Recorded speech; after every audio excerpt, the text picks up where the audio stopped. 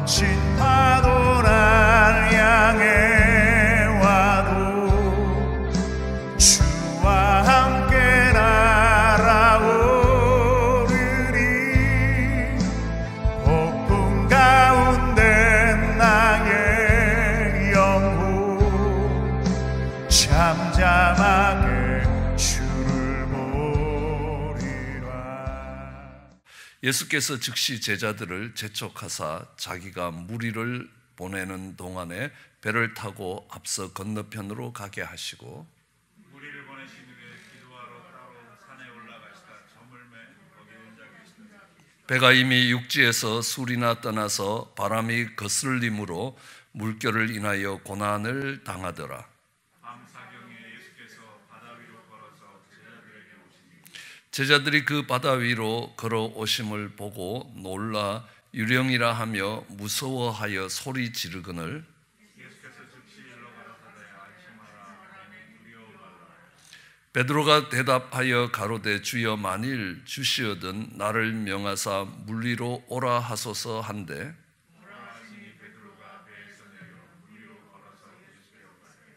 바람을 보고 무서워 빠져가는지라 소리를 질러 가로되 주여 나를 구원하소서 하니 예수께서 즉시 손을 내밀어 저를 붙잡으시며 가라사대 믿음이 적은 자여 왜 의심하였느냐 하시고 배에 함께 오름에 바람이 그치는지라. 예수께 전하며 가로되 진실로 하나님의 아들이로소이다. 우리는 지난 아침에 한 무리가 구원을 얻는 자리에서 한 무리가 멸망을 당한다라는 것들을 살펴보았습니다.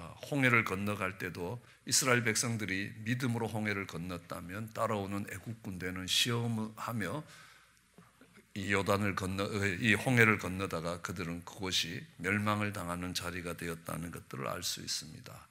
우리는 루카 오르바를 보더라도 두 사람 다 같은 형편과 처지에 있었습니다. 남편이 죽고 시아버지도 죽었습니다. 예, 생계가 곤란한 겁니다. 앞으로 살아갈 일이 깜깜할 때입니다. 자신의 유익보다 며느리들의 유익을 돌보는 시어머니의 믿음을 보면서 시어머니의 유익을 먼저 챙긴 룻이 있고 자신의 유익을 먼저 챙긴 오르바가 있다는 겁니다. 그들의 인생이 달라졌다는 겁니다.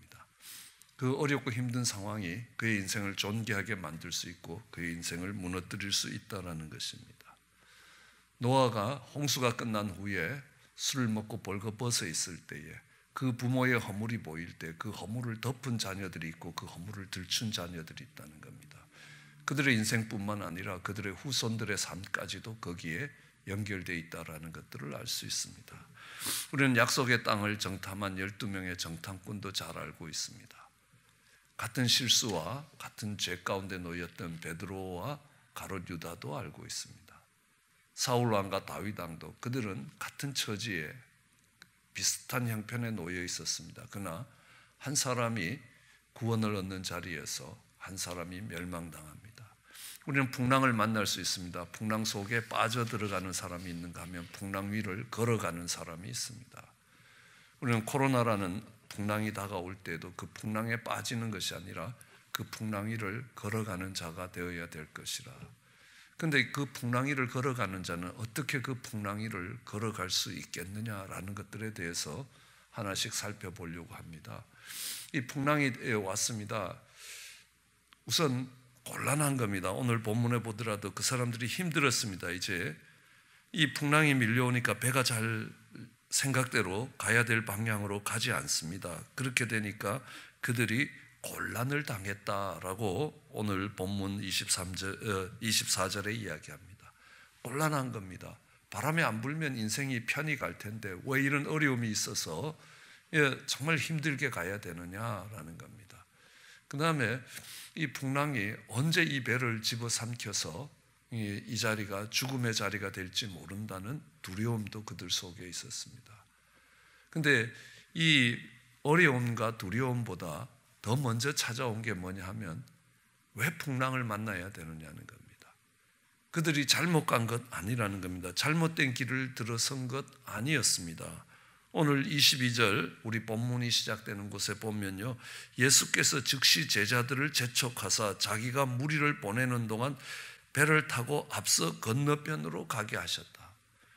건너편으로 가라고 지시하신 분이 예수님이라는 겁니다. 그것도 빨리 가라고 재촉을 하셨습니다.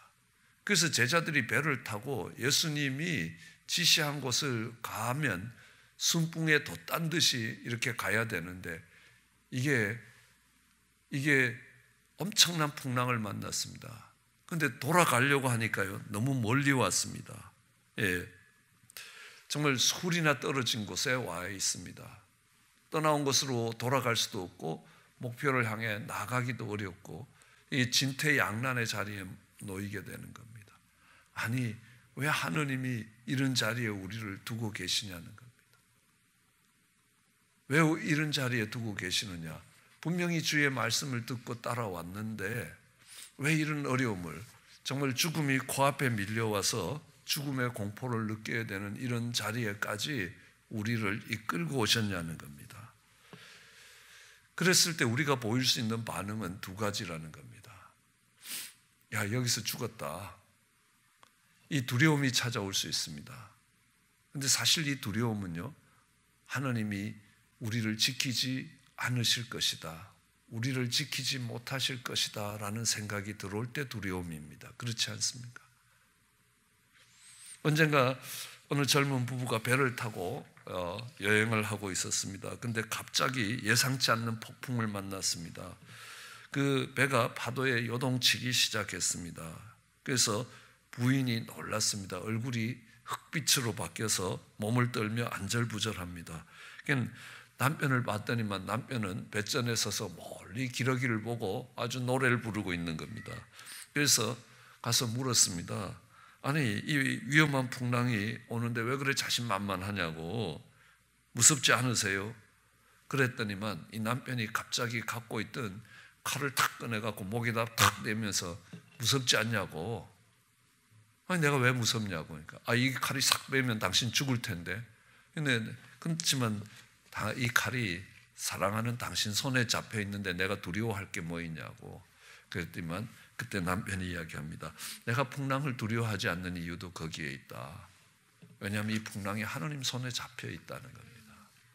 우리를 사랑하고 보호하시는, 우리를 정말 위하여 선을 행하시는 하나님의 손에 잡혀 있다는 겁니다.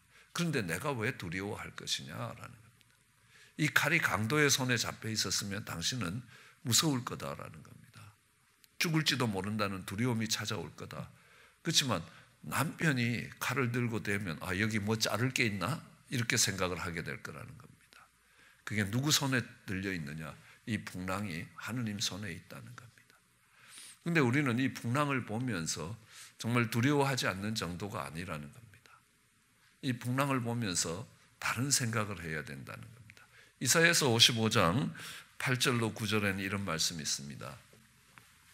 여호와의 말씀에 내 생각은 너희 생각과 다르며 내 길은 너희 길과 달라서 하늘이 땅보다 높음 같이 내 길은 너희 길보다 높으며 내 생각은 너희 생각보다 높으리라. 하나님의 생각과 우리의 생각은 다르다라는 겁니다. 그런데 하나님의 생각이, 그 하나님의 길이 우리의 길보다 높다는 겁니다. 높은 차원에서 그것을 바라보시면서 계획하고 이루어가고 계시다는 겁니다. 우리는 잘 알 수 있습니다. 이 요셉이 보디바라 아내의 유혹을 거절했는데 내가 어떻게 하나님 눈길 앞에 사는 내가 악을 행하여 하나님께 죄를 질 수 있겠느냐, 나는 못한다 하고 거절을 했는데 그럼 하나님이 상 주셔야 될 거 아닙니까? 그런데 요셉이 간 곳은 감옥입니다. 감옥에 가서 정말 3년 동안 어려운 형편에서 지내야 합니다. 얼마나 억울하겠습니까? 억울함이 거기에 있습니다. 왜냐하면요, 내가 하나님 말씀대로 살려고 이렇게 발버둥 치고 있는데 하나님이 날 안 도와주신다는 겁니다. 내가 이제 감옥에 왔는데 누가 날 꺼내주겠냐? 꺼내줄 사람도 없는 겁니다. 그런데 후일에 그것이 얼마나 그의 삶에 유익한 것인지 우리는 이미 잘 배우고 있습니다. 그 감옥에서 배운 게 도둑질 아닙니까? 그렇죠? 각 부서에서 뇌물 먹은 방법이라는 겁니다. 7년 풍년이 와서 엄청난 곡식이 창고에 쌓일 때 사람들이 뇌물을 먹고 곡식을 다 뺄 거라는 겁니다. 이 곡식이 어떻게 빠져나가는지 그 루트를 다 파악할 수 있는 게 감옥이었습니다. 그리고 감옥에 있으면서 이 이집트의 정치판을 바둑판 들여다보듯이 들여볼 수 있습니다. 얘들은 한 패고 얘들은 또 한 패고 얘들은 같은 고향 사람들끼리고 이렇게 이 애굽에 있는 정치 세력들의 그 역학관계가 어떻게 된 건지 다 감옥에서 알 수 있습니다. 또 감옥에서 그들에게 페이버를 잘 대접을 합니다. 그랬더니만 인생에 가장 어려울 때 도움을 받았지 않습니까? 나중에 요셉이 부탁하는데 거절할 수가 있겠냐는 겁니다. 그 모든 인맥들이 감옥에서 쌓여가는 겁니다. 감옥 잘못 온 게 아니라는 겁니다. 하나님이 구원을 베풀기 위해서 우리를 보내신 거다. 정말 한솥밥 먹은 형들한테 팔려서 종으로 왔을 때 얼마나 억울했겠냐는 겁니다. 그런데도 뒤에 보니까 하나님이 큰 구원을 보이시려고 나를 이곳에 먼저 보내셨다는 겁니다. 이것이 형들 들으라고 하는 이야기가 아니었습니다. 그게 신앙 고백이었습니다. 내 인생에 하나님의 주권하에 있었다는 고백입니다. 그러면요, 형들이 자기를 판 것도, 자기가 억울하게 감옥에 간 것도 다 하나님이 필요해서 내 생각보다 높으신 하나님의 생각이 정말 내 인생 전체를 바라보면서 계획하시는 하나님의 손길이 있었다는 겁니다. 아브라함을 보시라는 겁니다. 네 사랑하는 독자 이삭을 데리고 모리아산에서 번제를 드리라. 이런 번제라는 것은 생선 포를 뜨듯이 각을 떠서 태우는 겁니다. 아니, 하나님이 이 사랑하는 독자를 통해서 수많은 자손을 주신다고 하시더니만 포 뜨듯이 번제를 드리라고 이야기하시냐. 사람으로 제사 드리지 말라고 하신 하나님이 왜 이러시냐는 겁니다. 하나님의 뜻이 깨달아지지 않습니다. 모순되게 보이는 겁니다. 이 아들을 바치려니까 억울한 겁니다. 그런데요, 아브라함은 아무 말 없이 그곳에 갑니다. 그러면서 우리는 잘 알 수 있습니다. 그 산이 모리아 산입니다. 모리아라는 것은 야는 야훼입니다. 하나님의 꿈이라는 것, 하나님의 꿈이요 하나님의 비전이라는 겁니다. 아브라함이 이삭을 번제단으로 드렸던 곳은 예루살렘입니다. 모리아산이 예루살렘입니다. 후일에 오르난의 타작마당과 같은 곳입니다. 그곳에 하나님의 성전이 세워져 있습니다. 후일에 하나님께서 그의 독생자를 십자가에 내어주시고 번제로 내어주시고 온 인류를 구원하시겠다는 꿈이 그곳에 있습니다. 그러면서 이야기합니다. 네가 이제야 나를 경외하는 줄 알고 정말 저 아들이 대적의 문을 취하는 귀한 아들이 될 것이다 라고 이야기합니다. 그것이 아브라함이 넘어가야 될 부분들이 하나님의 모순을 지적하는 거라는 겁니다. 이해가 안 되는 겁니다. 억울하다고 생각하는 겁니다. 욥을 보십시오. 그는 정직했습니다. 순전했습니다. 하나님을 경외하고 악을 떠났다라고 이야기합니다. 하나님도 칭찬하시고 정말 모든 사람들이 그렇게 욥을 인정할 만큼 경건한 사람이었습니다. 그에게 말할 수 없는 고난이 밀어닥쳤습니다. 폭풍 같은 바람이 불어온 겁니다. 재산이 다 한꺼번에 날아갔습니다. 자녀들이 죽임을 당했습니다. 아내는 떠났습니다. 몸에는 질병이 일어났습니다. 욥에게 가장 힘든 게 뭐겠습니까? 가난해져서 불편한 것도 있을 겁니다. 여러 가지 있지만 하나님이 왜 이러시는지 깨달아지지 않습니다. 그런데 욥은 끝에 이야기합니다. 내가 듣기만 하던 하나님을 보게 되었다는 겁니다. 하나님이 욥의 신앙을 끌어올리는 거 아니냐는 겁니다. 욥기 초반부에 보면 내가 두려워하던 것이 내게 임했다는 겁니다. 욥은 그런 것들 속에 그 마음 속에 두려움이 자리를 잡았습니다. 그의 경건함 속에도 내가 이렇게 하지 않으면 이게 재앙이 내게 다가올지 모른다라는 두려움이 자리 잡았습니다. 그런데 그걸 통해서 하나님의 은혜라는 게 무엇인지를 안다는 겁니다. 내가 자격을 갖춰서 하나님이 날 축복하신 게 아니었다는 겁니다. 하나님이 은혜로 베풀어 주신 것이라는 겁니다. 그럼 하나님께 받은 것에 대해서 그 하나님이 주신 축복들을 누릴 수 있게 되는 겁니다. 그 은혜가 없으면 내가 그 하나님의 축복을 유지하기 위해서 내가 자격을 갖춰야 되면 나는 평생 초조하게 살아야 된다는 겁니다. 하나님이 그에게 자유를 주시고 은혜의 개념을 가르치시는 겁니다. 그걸 통해서 그의 고백이 듣기만 하던 하나님을 보게 되었다는 겁니다. 내가 단련한 후에 정금같이 나오게 되었다라고 고백을 합니다. 그래서 하나님이 그 길을 이끌어 가셨구나라는 것들을 알 수 있습니다. 그 외에도 100세의 아들을 주신 아브라함, 하나님은 약속을 분명히 지키시는 분이시구나. 40년을 기다려 아들을 얻으면 40년의 영광이 따라온다는 사실입니다. 그는 골리앗 앞에서는 다윗, 왜 저런 골리앗같이 정말 강력한 장수를 만들어서 이스라엘로 이렇게 하나님 힘들게 만드냐. 이스라엘의 골리앗 같은 장군이 있어야 될 거 아니냐는 겁니다. 근데 아닙니다. 그가 믿음으로 나아갈 때 그것은 다윗에게 있어서 일생일대에 다시 없는 축복이 되는 겁니다. 그가 골리앗과 마주치게 된 것이 불행이었냐는 겁니다. 어려움이었냐는 겁니다. 그것이 두려움이었냐는 겁니다. 물론 어렵기도 어려웠을 겁니다. 쉬운 상대는 아니었습니다. 물론 두려움도 있었을 것입니다.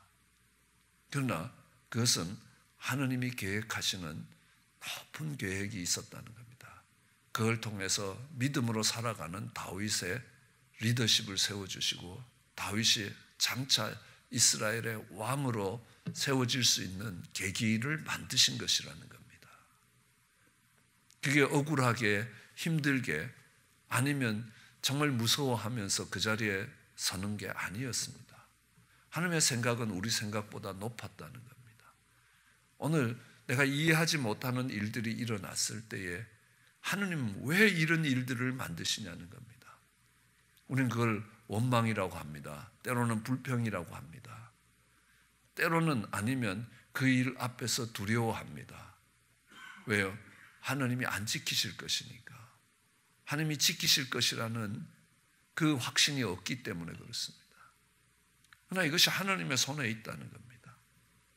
그러면 이 일을 통하여 하나님이 어떤 일을 하실까 기대가 되기 시작한다. 그 풍랑 가운데 새로운 기대를 갖게 되는 겁니다.